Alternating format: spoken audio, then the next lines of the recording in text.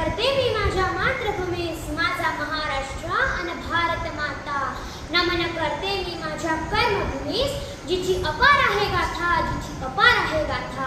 नमन करते मी माझ्या रयतेच्या आश्रयदात्या, ज्यांच्या पुढे नेहमीच झुकेल माझा माथा, नेहमीच झुकेल माझा माथा. वक्तृत्वाची सुरुवात करताना कवी वसंत बापट यांच्या काही ओळी आठवतात. त्या अशा: दुर्लभांचे दुःख जावो ही कामना मनाची, दुर्लभांचे दुःख जावो ही कामना मनाची. वेदना जाणावया जागवा संवेदना, वेदना जाणावया जागवा संवेदना. दुर्लभांच्या रक्षणाचे पुरुषांचे साधन, दुर्लभांच्या रक्षणाचे पुरुषांचे साधन.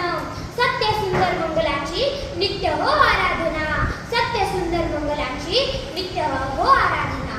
श्रोते हो, एक काळ होता. 150 वर्षापूर्वी कोल्हापूर पोरगं झालं होतं. मंदिर होतं पण गाभाऱ्यात देवच नव्हता. राज्य होतं पण कर्तबगार राजाच नव्हता. कोल्हापूर संस्थानाच्या इतिहास अंधाराचं युगच नंदत होतं. कोल्हापूरची रयत महालक्ष्मीला साकडं घालत होती.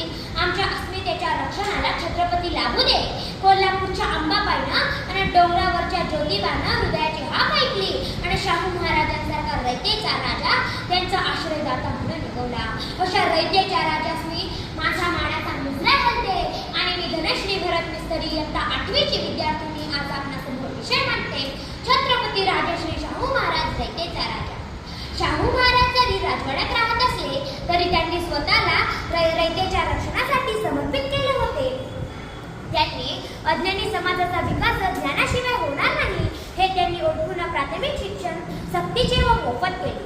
गोरगरीब व बहुजनांच्या मुलांसाठी त्यांनी अनेक ठिकाणी बोर्डिंग सुरू केल्या. जातीयतेला स्थान न देता अस्पृश्यतेने निवारण्यासाठी कायद्याने बंधन आणले.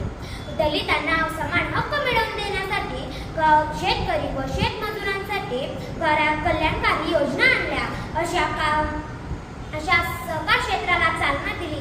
कारागीर व बहुजनांना कामं मिळवून देण्यासाठी व व्यवसाय करण्यासाठी मदत केली. औद्योगिक चालना देण्यासाठी तांत्रिक शिक्षण संस्था काढल्या. विविध कलागुणांना व कलाकारांना वाव दिला.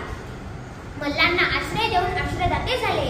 असे ललित कलांना चालना दिली. असे रयतेचे राजा पुन्हा होऊ शकणार नाही.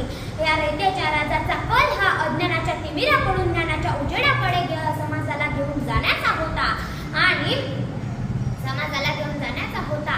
तळागाळातील सर्वच जनतेला छत्रपतींनी जीवाचे रान करून सर्वांपर्यंत शिक्षण पोहोचवले.